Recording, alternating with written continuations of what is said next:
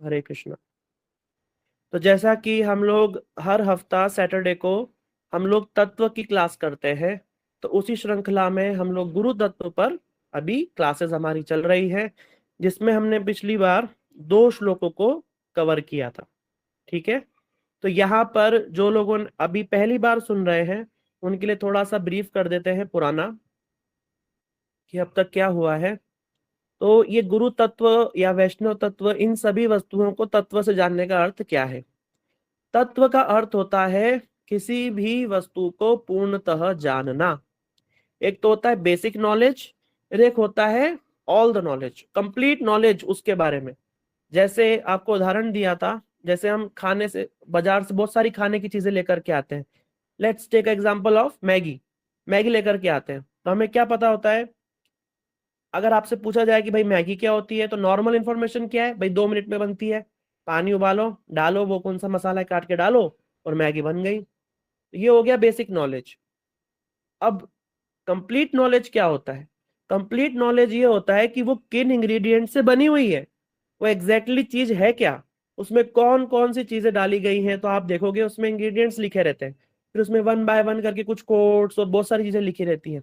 जब उन सभी चीजों के बारे में हमें कंप्लीट नॉलेज हो जाता है, तब हम उसके गुण और उसके अवगुण के बारे में जान सकते हैं, और तभी हम कह सकते हैं कि भाई ये मैगी हेल्दी है या फिर मतलब क्या है, जो भी है।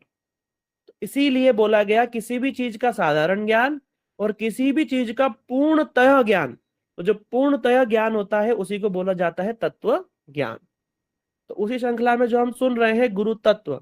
गुरु तत्व मतलब गुरु जी, ये जो गुरु शब्द है इसका क्या अर्थ है, ये कौन सा तत्व है, उसके विषय में संपूर्ण ज्ञान को हम प्राप्त कर रहे हैं इन क्लासेस के माध्यम से। ठीक है। और जैसे अब साधारण ज्ञान क्या हो गुरु जी के बारे में, सारे जगत को पता है गुरु के बारे में, सबको पता है किसी ना किसी रूप में। सबको कोई मास्टर कहता है, कोई क्या कहता है, कोई गुरु कहता है, कोई क्या कहता है। गुरु मतलब जो हमको कुछ सिखा है वो गुरु, ये साधारण अर्थ हो गया। हमारे हिंदू धर्म में थोड़ा सा और बोल देते कि भाई गुरु जी वो होते हैं। अभी किसी साधारण आदमी से पूछो कि गुरु जी का क्या, बोलो गुरु जी तो वो होते हैं जो कान में मंत्र फूंक देते हैं, फिर गुरु पूर्णिमा के दिन कुछ हमको लेके जाना पड़ता है और वो हमको आशीर्वाद दे देते हैं, बस ये हो गए गुरु जी।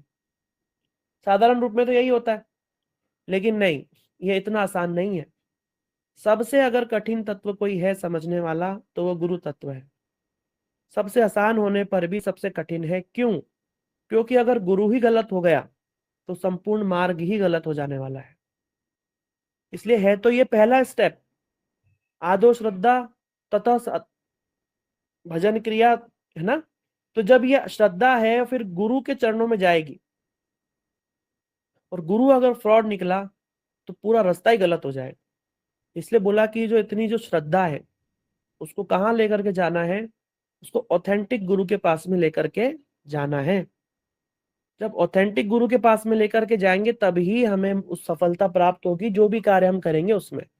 अब जैसे ये तो हमने बताया भक्ति जगत, अगर इसको साधारण जगत में भी लगाएं, तो अगर आप शिक्षा लेना चाहते हैं, मान लो कि आप इंजीनियरिंग करना चाहते हैं या कुछ भी एक कोर्स करना चाहते हैं, आपने कोई टीचर चुन लिया, किसी कॉलेज को चुन लिया, उस कॉलेज में जाकर के आपने पढ़ाई स्टार्ट कर दी, लेटर ऑन आपको पता चले कि वो कॉलेज एफिलिएटेड ही नहीं है, तो आपका तो सारा श्रम व्यर्थ गया ना, सब कुछ व्यर्थ हो गया। इसीलिए एडमिशन लेने से पहले हम सब कुछ देखते हैं कि भाई इसका एफिलिएशन कोड क्या है, ये वहां से अप्रूव्ड है कि नहीं। सही बात है कि नहीं? ठीक उसी प्रकार से भक्ति मार्ग को इतना आसान मत समझो कि भाई बस भलता जो मन में आया, हमारे घर में तो पंडित जी आते हैं वही कान में मंत्र दे देते हैं। इतना आसान नहीं है ये। जहां से आपको छोटी सी पढ़ाई की उपलब्धि होने वाली है, 2 टके की डिग्री मिलेगी, 10वीं 12वीं के स्कूल की सर्टिफिकेट मिलेगा, वहां पर तो 10 जनों से पूछ करके हम एडमिशन कराते करते हैं। और जहां से हमारा पूरा जीवन, ये जीवन और आने वाला संपूर्ण भविष्य आध्यात्मिक जो हमारा टिका हुआ है, उस गुरु को हम कैसे भी चुन लेंगे? नहीं। इसलिए बोलिए पानी पियो छान के और गुरु करो जान के। बहुत सोच समझ करके हमें गुरु को करना चाहिए। ठीक है।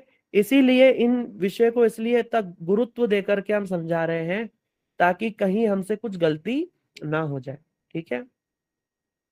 नहीं तो फिर जैसा गुरु वैसा चेला, दोनों नरक में ढेलम ढेला, ऐसा हो जाता है।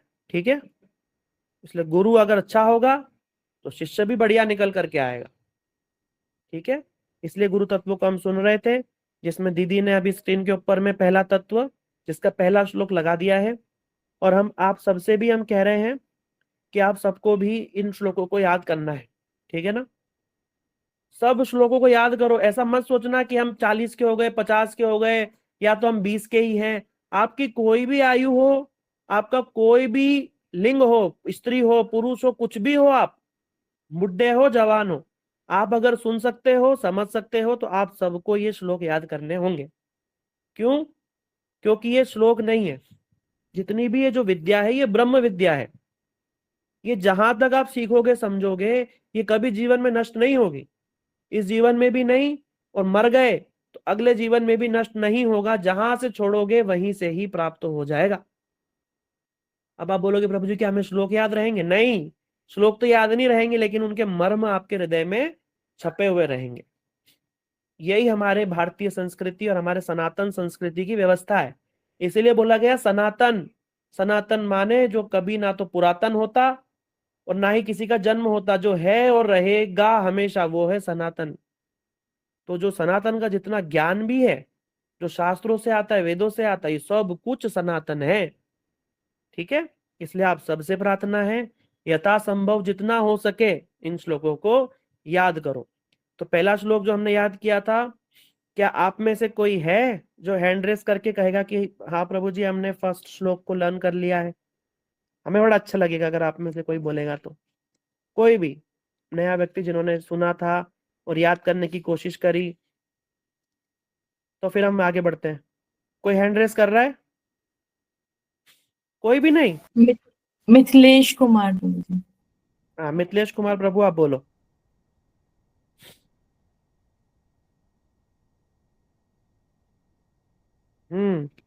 बोलिए। चलो, गलती से हैंड रेस हो गया लग रहा है। श्लोक लर्न करने में सब लोग इतना आलस सोच करते हैं, नहीं ऐसा आलस नहीं करना। कुछ सीखने के लिए हमें एनर्जी देनी चाहिए, और जो एनर्जी देगा फिर रिजल्ट भी उसी को मिलेगा। मान लो कि अगर कृष्ण अभी इस क्लास में बैठ करके सुन रहे रहते और आप लोगों का देख रहे रहते, तो आप सब तो फेल स्टूडेंट निकल करके आते। बोला अरे ये तो मेरी भक्ति अच्छे से, एक तो एक श्लोक ही याद नहीं कर रही है, कहाँ मेरी भक्ति करेंगे?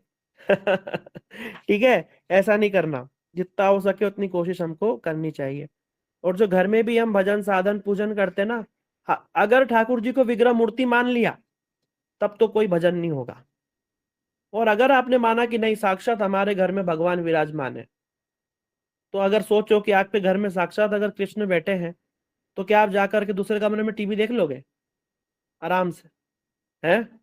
अपना बराबर बाहर शादी ब्याह में खा पी कर घर आए और ठाकुर जी वैसे के वैसे बैठे हुए हैं, हो जाएगा क्या ऐसा? नहीं, नहीं हो सकता। घर में मेहमान भी होगा ना तो भी आप इतने स्वच्छंद रूप से कुछ नहीं कर पाओगे। कृष्ण की बात तो छोड़ दो, घर के अंदर कोई बाहर का आदमी आकर बैठा है, कोई मेहमान आकर के बैठा है, तो आपके नजर आपके दिमाग में हमेशा चलेगा अरे उनको शायद चाय देनी होगी, अरे नहीं उनको तो कुछ खाना खिलाना होगा, कुछ देना होगा, कुछ पिलाना होगा, चलो जूस दे देते हैं।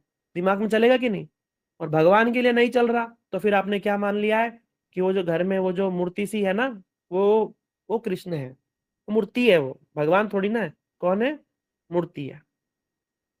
लेकिन अगर विग्रह मानोगे तो फिर सेवा होगी। ठीक है, तो पहला श्लोक था, दीदी आप प्लीज श्लोक फिर से लगा दीजिए। पहला श्लोक था। नेक्स्ट क्लास में प्लीज आप लोग में से अभी इस बार किसी ने भी हैंड रेज नहीं किया है? क्या कोई हैंड रेज कर रहा है? कोमल दीदी ने भी हैंड रेज किया है, क्या आप कहना चाहते हैं? नहीं। हरे ठीक है, कृष्णा प्रभु जी। हरे कृष्णा प्रभु जी। हरे कृष्णा प्रभु जी। बोलो बोलो हाँ जी। बोलो।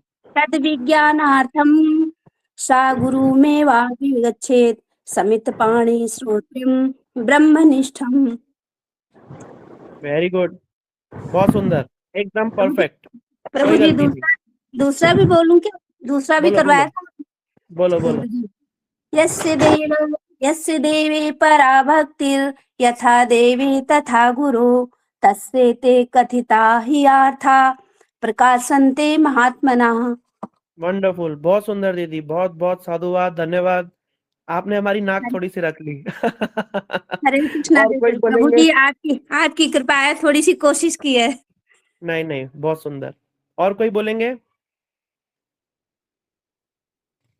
ठीक है, ठीक है। हरे कृष्णा प्रभु जी। हाँ बोलो दीदी। तद्विज्ञानार्थं स गुरुमेवापि गच्छेत् समित् पाणिनिं श्रोत्यं परमानिष्टम् यस्य देवे परा भक्ति यथा देवे तथा गुरु तस्य ते कथिता ही अर्थे प्रकाशन्ते महात्मना। ठीक है, अभी पहला श्लोक का अर्थ बता पाएंगे? जी प्रभु जी, बोलिए। इसमें कह रहे हैं कि तद विज्ञानार्थम, तद अर्थात 3 प्रकार के ज्ञान होते हैं। एक तद ज्ञान जो भगवत संबंधी ज्ञान, और तम हम्म अर्थात ये संसारिक ज्ञान, और एक होता है जीव एकम ज्ञान, जीव हम्म ब्रह्म एकम। तो हम्म तद ज्ञान ना भगवत संबंधी ज्ञान के लिए हमें ज्ञान यहाँ पर क्या गया विज्ञान। विज्ञान से अर्थ होता है कि ज्ञान तो होता है किसी वस्तु के बारे में जानना, और विज्ञान होता है कि अनुभव पूर्ण ज्ञान। तो ठीक है। हमें किसी ज्ञान के भगवत संबंधी ज्ञान के लिए गुरु के पास जाना चाहिए। फिर बता रहे हैं कि किस प्रकार जाना चाहिए, कि समित हम्म पानी के हाथ में समीदा लेके। तो पहले हम्म जो गुरु थे वो हवन हम्म हम्म वगैरह हम्म, करते थे। तो अब तो उसके लिए लोग जो जो शिष्य थे वो हाथ में समीदा लेके जाते थे, किंतु अब इस तरह का कोई वो नहीं है। तो किस प्रकार जाना चाहिए शिष्य को? श्रद्धा के साथ। और किन बहुत। आपको बता रहे हैं कि लक्षण बता रहे हैं कि हाँ। श्रोत्य और ब्रह्मनिष्ठ। तो यहाँ पे तटस्थ लक्षण और गौड़ लक्षण और मुख्य लक्षण बता रहे हैं। तो हम्म मुख्य लक्षण जो है वो है उन्हें ब्रह्मनिष्ठ होना चाहिए, कि अर्थात उन्हें हम्म भगवत संबंधी अनुभव होना चाहिए। और ठीक तटस्थ है। जो गौड़ लक्षण है वो उनके ये है कि उन्हें वेद शास्त्रों में निपुण होना चाहिए। बहुत सुंदर। ताली बजाओ सब लोग दीदी के लिए। कितना बढ़िया एक्सप्लेन किया है, मैं तो खुद हैरान रह गया कि मैंने भी इतना सिखाया था कि नहीं सिखाया था, जितना दीदी ने बता दिया। बहुत सुंदर। ठीक है, सब लोगों को बहुत बहुत धन्यवाद। ऐसे और भी लोग होंगे छुपा रुस्तम जो चुपचाप चुपचाप सीख करके बैठे हैं, बोलना नहीं चाहते हैं। दीदी क्या कोई हैंड रेस कर रहा है बोलने के लिए अभी? हाँ जी मुझे आनंदी दीदी और नीलम दीदी। हाँ बोलो, नीलम दीदी बोलेंगे। नीलम दीदी बोलो।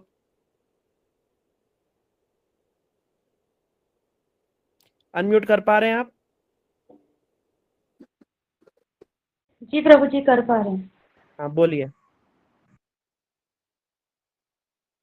हरे कृष्णा प्रभु जी, मैं सेकंड वाला याद है वो को बता दूं। हाँ बताओ। यस्य देवे पराभक्ति यथा देवे तथा गुरु दशते कथिता ही हार्ता प्रकाशन्ते महात्मना। अर्थात जिस ठीक है। प्रकार हमारे गुरु के प्रति जिस प्रकार हमारे भगवान के प्रति पराभक्ति मतलब उत्तम भक्ति है, उसी प्रकार हमारे अपने गुरु के प्रति भी उत्तम भक्ति होती है, तो ही हमारे हृदय में जो है वो जो श्रुति शास्त्र है वो प्रकाशित हो जाते हैं। बहुत सुंदर। ठीक है, जब एक बार श्लोक फिर से बोलना, यस्य देवे।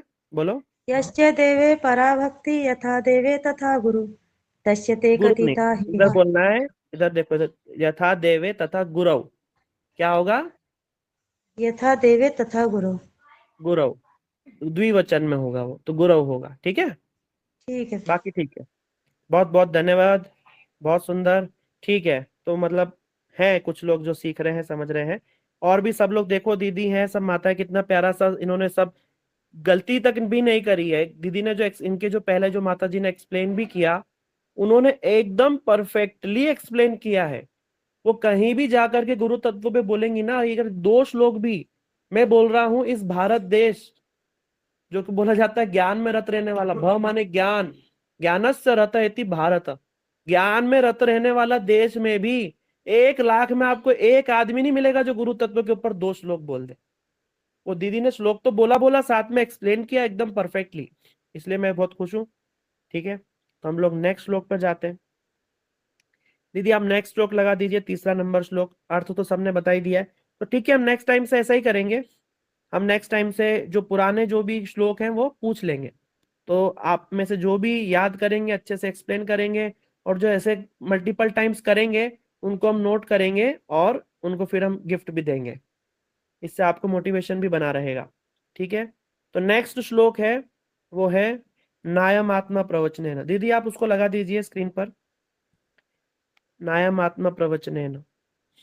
ठीक है, देखो स्क्रीन के ऊपर आप देख पा रहे हैं, इस श्लोक को हम आज लर्न करेंगे। तो श्लोक कहता है, नायमात्म प्रवचनेन लभ्यो न मेधया न बहुना श्रुतेन यमे वेश वृणुते तेन लभ्यस तस्यैष आत्म विवृणते तनुम स्वाम। कह रहे हैं कि जो परमात्मा वस्तु है उसको तर्क, मेधा या पांडित्य से द्वारा जाना नहीं जा सकता। जब जीवात्मा भगवान के प्रति सेवन्मुख होकर के परमात्मा की कृपा याचना करता है, तब उसी के निकट वे परमात्मा अपना स्वयं प्रकाश विग्रह प्रकट करते हैं। अब देखो कैसे हो रहा है। यहाँ पे लिखा नायमात्मा प्रवचनेन, कि भगवान को प्रवचन के द्वारा, तर्कों के द्वारा, बहुत बुद्धि के द्वारा जाना नहीं जा सकता। कोई सोचे कि मैं बहुत सारे श्लोक लर्न कर लूंगा या मैं बहुत सारी श्रुतियों को, पुराणों को, वेदों को पढ़ लूंगा तो मैं भगवान को जान ही गया, तो ये संभव नहीं है। भगवान किसी पोथी में बंद तो है नहीं कि जिसने पढ़ लिया उसी के हुए, बाकी के नहीं हुए। ठीक है। यमे वेश वृणुते, जिसका वर्ण किया जाएगा, ठीक है, उसी के हृदय में ही सब कुछ प्रकाश होगा। और वृणुते तेन, पर वर्ण किसका होगा? वर्ण मतलब सिलेक्ट किया जाएगा। वर्ण मतलब होगा कि जिस व्यक्ति को चुन लिया जाएगा, भगवान उसी के हृदय में ही सब कुछ प्रकाशित करेंगे। पर चुनेंगे किसको? जो व्यक्ति श्रद्धावान होगा, जिस व्यक्ति की अपने गुरु चरणों में निष्ठा होगी, प्रेम होगा, ऐसे व्यक्ति को ही भगवान कृपा के लिए चुनते हैं।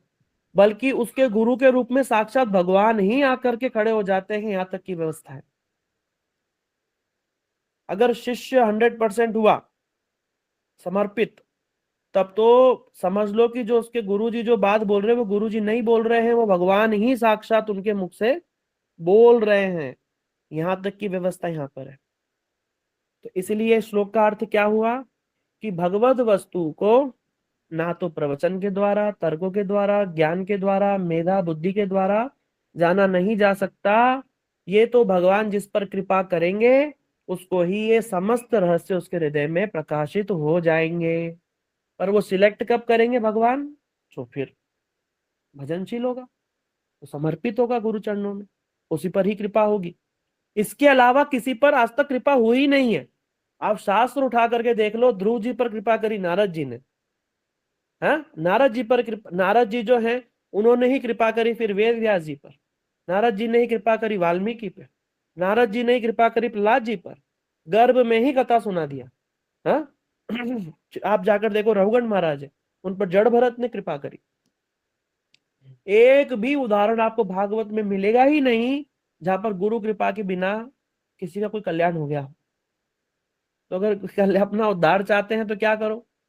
इसलिए कृष्ण भी गीता में कह रहे हैं, तद विधि प्रणिपातेन परिप्रश्नेन सेवया उपदेक्षयन्ति ते ज्ञानम ज्ञानिना तत्वदर्शिना। कि हे अर्जुन, अगर तुम उस तत्व को जानना चाहते हो तो ऐसे महापुरुष के पास जाओ जो समस्त तत्वों का ज्ञाता हो, भगवत अनुभूति संपन्न हो, उसकी जाकर के तुम सेवा करो। और सेवा कैसे करो? परिप्रश्नेन सेवया, प्रश्नों के द्वारा उसकी सेवा करो। अगर गुरु को वास्तव रूप में प्रसन्न करना है ना, तो कैसे किया जा सकता है? प्रश्नों के द्वारा, प्रश्न रूपी सेवा। पर प्रश्न पूछने के कैसे से? ऐसे नहीं कि गुरु जी के दरवाजा खटखटा, गुरु जी प्रश्न, ऐसे नहीं। सेवा करके प्रश्न, उनको जाओ प्रणाम करो, उनकी कुछ सेवा करो, जब उन्हें लगे संतुष्ट है तब उनसे प्रश्न करो। जैसे आप भागवत में भी आप देखोगे कि विदुर जी जो है युधिष्ठिर महाराज जी के पास आए हैं, तो ऐसा नहीं कि आते के साथ युधिष्ठिर महाराज ने दन दन दन करके प्रश्न दाग दियो, नहीं। मैंने उनको बिठाया, सेवा करी, उनको उनके चरण धुलाए, उनसे सब खाना पानी पूछा। फिर जब वो बैठ गए आराम से, संतुष्ट है, आनंद में है, उस समय उनसे प्रश्न किया कि हे विदुर जी, आप कहाँ से आ रहे हैं?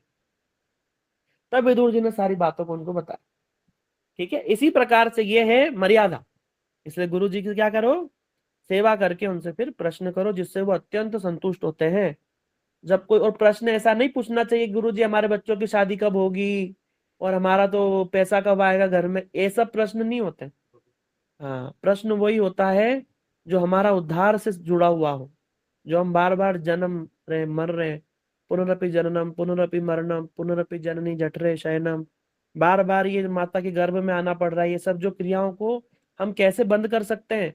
और इसके भी ऊपर हमने सुना है कि भगवान का प्रेम के बढ़कर जगत का जो प्रेम है वो कुछ भी नहीं है। वो प्रेम क्या वस्तु है, उसको कैसे प्राप्त किया जा सकता है? ये सब प्रश्नों को पूछना है, तब वो गुरुजी प्रसन्न होंगे। अगर गुरुजी के पास में जाकर के ये सब प्रश्न करोगे, गुरुजी हमें तो बीमारी हो गई, हमें तो कब्जी रहने लगी है, और तो गुरुजी कोई प्रसन्न नहीं होने वाले, और बल्कि गुस्सा और होंगे कि भाई तुम्हारे को ये सब प्रॉब्लम है, डॉक्टर के पास जाओ। भाई हर चीज का तो अपना एक एक्सपर्ट होता है ना। शरीर का एक्सपर्ट डॉक्टर है, डॉक्टर को दिखाओ। गुरुजी आत्मकल्याण के एक्सपर्ट हैं, उससे रिलेटेड प्रश्न हो तो गुरुजी के पास जाओ। गलत जगह आप डॉक्टर के पास जाकर के बोलोगे कि डॉक्टर साहब माला करती हूँ, माला करने में मन नहीं लग रहा, तो डॉक्टर क्या कर लेगा उसमें? वो तुमको थोड़ी ना कोई दवाई दे देगा कि ये लो माता जी ये दवाई खा के माला करो, हैं? भाई जो जिस चीज का एक्सपर्ट है उसके पास जाओ, ठीक है? इसलिए प्रश्न ये तो कॉमेडी हो गया, ठीक है? प्रश्न जो है वो प्रश्न उस जिस व्यक्ति से पूछ रहे हैं उस चीज का एक्सपर्ट होना चाहिए। गलत जगह गलत चीज नहीं पूछनी चाहिए, ठीक है? अगला श्लोक, मूकम करो, ये तो सब याद कर सकते हैं। और जब हम कथा बोलते हैं, कुछ मंगलाचरण करते हैं, उस समय भी हम गुरुजी की वंदना में मूकम करोति वाचलम वाला श्लोक बोल सकते हैं। इसलिए आप लोग सब इस श्लोक को तो याद कर ही लेना, ठीक है? दीदी आप प्लीज लगाओ, थोड़ा और नीचे है, मूकम करोति वाचालम।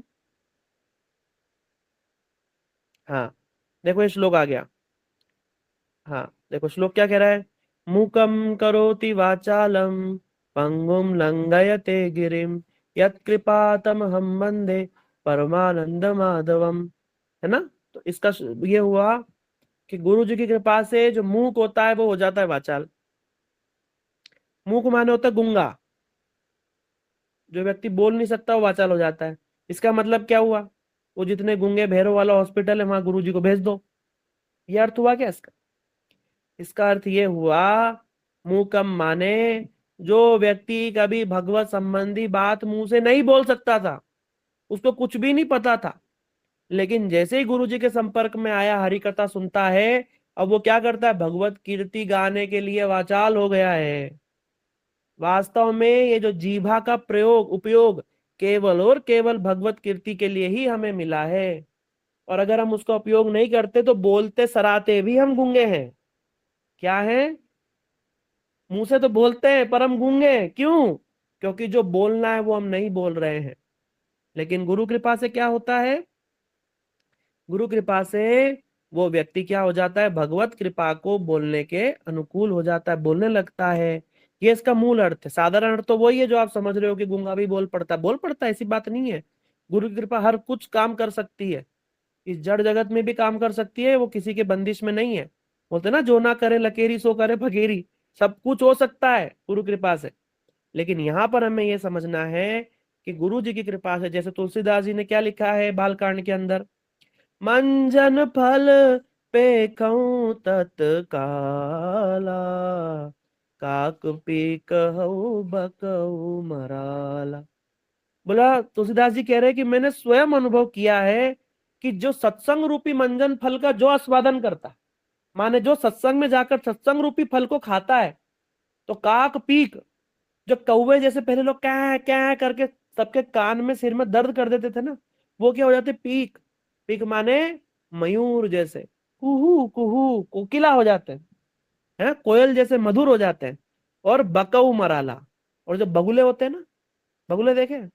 बगुले क्या नजर रहती मछली पे, कम निकल जाए उसको, लगता भगत जैसा है, एक टांग पे खड़ा है, एक आंख बंद। हाँ क्या तपस्वी है बगुला, है देखा है? लेकिन झट जैसे ही मौका लगता है, झट से मछली को खा जाता है। ऐसा व्यक्ति भी कैसा हो जाता है? मराला माने हंस हो जाता है। हंस हो जाता है और गहरे सागर में सीप में रहने वाले मोती को ही ग्रहण करता है, माने केवल भगवत वस्तु को ही ग्रहण करता है। इतना सुंदर ये सत्संग का फल है। यहाँ पे हमको यही समझना है, मूकम करोति वाचालम पंगुम लंघयते गिरिम। जो व्यक्ति कुछ भी करने में समर्थ नहीं होता, वो सब कुछ गुरु कृपा से कर पाता है। उसको बोला गया पंगुम लंघयते गिरिम, कि लंगड़ा भी पर्वत को लांग जाता है। यत कृपा तम हम वंदे, ऐसी कृपा प्रदान करने वाले को परमानंद माधवम, ऐसे भगवान को हम प्रणाम करते हैं, या फिर स गुरु दीन तारणम, या फिर ऐसे गुरु जी को हम बार बार प्रणाम करते हैं। ठीक है, तो ये श्लोकार्थ हुआ। तो यहाँ पर ये भावार्थ दीपिका का श्लोक है, आप लोग सब इन श्लोकों को याद करो। ठीक है, अभी 4 श्लोक हो गए हैं। तद विज्ञानार्थम वाला, यस्देव पराभक्ति वाला, नयामात्म प्रवचन है ना, मुमुकम करोति वाचलम। इन सभी श्लोकों को याद कीजिए, इनके अर्थों को भी याद कीजिए। दीदी आप इनको भी स्क्रीनशॉट्स में प्रदान कर दीजिए सबको। और ये 4 श्लोक याद करके सब लोग नेक्स्ट क्लास में जो भी हमें सुनाएगा, तो नेक्स्ट क्लास से जो भी ये चारों श्लोकों को सुनाएगा, और फिर अर्थ हम जिसका बोलेंगे उसका सुनाना होगा, और जहां से बोलेंगे वहां से जो भी फिर उसको अच्छे से सुना पाएगा उसके नाम हम नोट करते जाएंगे। और फिर कंटिन्यूअसली जो ऐसा कई बार कर लेगा, ऐसे व्यक्ति को चुना जाएगा, फिर हम उसको गिफ्ट देंगे। गिफ्ट बहुत बड़ा भी हो सकता है, इसलिए सब लोग अच्छे से करना। ठीक है, गरिमा दीदी, हरे कृष्णा। टॉपिक से जुड़ा हुआ पूछो प्लीज। गरिमा हरे दीदी, कृष्णा, हरे कृष्णा प्रभु जी, धन्यवाद प्रणाम। प्रभु जी, ये इन श्लोकों से संबंधित है नहीं, पर मैंने ग्रंथ में मुझे एक वर्ड का अर्थ नहीं समझ में आ रहा, तो उसका पूछना था मुझे। कौन सा? नैष्कर्म्य ज्ञान, उसका हाँ, नैष्कर्म्य ज्ञान। ठीक है, नैष्कर्म्यम आविष्कृतम, वो श्लोक का कह रहे हो क्या? देखो, नैष्कर्म्य जो होता है वो भक्ति जगत का भी होता है। सुनो, नैष्कर्म्यम ये जो नैष्कर्म्य है, ठीक है, नैष्कर्म्य ज्ञान, ये 2 जगह लागू होता है, भक्ति जगत में भी लागू होता है, और जो भगवान को निर्विशेष ब्रह्म मानते हैं वहां भी लागू होता है। ठीक है, तो भागवत में तो नैष्कर्म्यम आविष्कृतम, इसका खंडन किया गया है। ठीक है, ये जो आपका ये जो प्रश्न है, ये आगे कुछ दिनों बाद आ जाएगा इस क्लास में। एक्चुअली ये बहुत डीप टॉपिक है, इतना आसान नहीं है कि हम आपको मतलब अभी समझा पाएंगे। लेकिन अभी के लिए ये समझो, नैष्कर्म्य का मतलब क्या हो गया कि कर्म मतलब समझो कि जो जितने प्रकार का कर्म है उसको उससे बाहर निकल जाएगा, समझे? ये हुआ नैष्कर्म्य का मतलब। जी प्रभु जी। जो कर्म करते हैं ना हम, उसका निरोध करना, माने उसको खत्म कर देना। जैसे ज्ञानी नहीं होते, अपना कोई कर्म नहीं, कुछ नहीं, उस प्रकार से उसको नैष्कर्म्यम बोला जाता है। लेकिन भक्त कभी भी नैष्कर्म्यम नहीं होते। भक्त होते हैं जो भक्ति के अनुकूल जितने भी कार्य हैं उनको तो करते हैं, और प्रतिकूल को फिर वो काटते हैं। इस प्रकार से होता है। ठीक है दीदी, इसको फिर नेक्स्ट जब ये आएगा कि मैं आपको बता दूं, आप इसको अगर डिटेल में पढ़ना चाहते हैं तो ये भागवत तत्व एक इसी गौड़ीय कंठार में मैं बता देता हूँ, आप नोट कर लो। ये भागवत तत्व के अंदर नैष्कर्म्यम आविष्कृतम, देखो ये आएगा श्रीमद् भागवतम के 12वें स्कंद का 13वें अध्याय का 18वां श्लोक है। 12वें स्कंद का 13वें अध्याय का 18वां श्लोक। इस श्लोक की जब आप टीका पढ़ोगे तो उसके अंदर नैष्कर्म्य को अच्छे से एक्सप्लेन किया हुआ है। ठीक है, वहां से आप ले सकते हो। ठीक है, तो आज की क्लास को हम यहीं पर विराम देते हैं। आप लोग प्लीज श्लोकों को लर्न करना, और नेक्स्ट क्लास में मुझे एक दीदी का प्रश्न और था, ललिता दीदी का, उन्होंने हैंड रेज किया। ललिता दीदी पूछो। हरे कृष्णा प्रभु जी। हरे कृष्णा प्रभु जी। बोलिए ललिता दीदी। प्रभु जी, वो 5वां वाला श्लोक, उसका अर्थ बता दीजिए। 5वां मतलब मुकम करोति वाचालम, नहीं, नायाम जो था। नायम आत्मा प्रवचनेन। ठीक है, माने जो भगवत तत्व है उसको ना ही प्रवचन के द्वारा जाना जा सकता है, ना ही तर्क के द्वारा, ना ही बहुत बुद्धि के द्वारा। मेधा माने होता बुद्धि, ना बुद्धि के द्वारा जा सकता है, ना बहुना श्रुतेन। अगर कोई सोचे कि हम बहुत सारे श्रुतियों को, शास्त्रों को पढ़ लेंगे तो भगवान को जान लेंगे, उससे भी जाना नहीं जा सकता। यमे वैश्य वृणुते तेन, जिसका भगवान कृपा करके वर्ण करेंगे। यमे वेश विनुते आत्मविनुत तनुम स्वाम, ऐसे व्यक्ति के हृदय में समस्त ज्ञान अपने आप, समस्त भगवत स्वरूप, भगवत संबंधी ज्ञान अपने आप उसके हृदय में प्रकाशित हो जाता है। ठीक है, ठीक है, हरे कृष्ण प्रभु जी। हाँ। और जब आप इस श्लोक को याद करोगे तो देखो ऊपर देखो श्लोक और उसका अर्थ लिखा है, तो अर्थ आपको एज इट इज वही याद करना है। मैंने एक्सप्लेन करने के लिए आपको समझाया है, लेकिन यहाँ पर आपको वही अर्थ याद करना जो यहाँ लिखा हुआ है। ठीक है, अपने शब्दों में। सुनने के लिए बहुत बहुत धन्यवाद। हरे कृष्णा, दंडवत प्रणाम।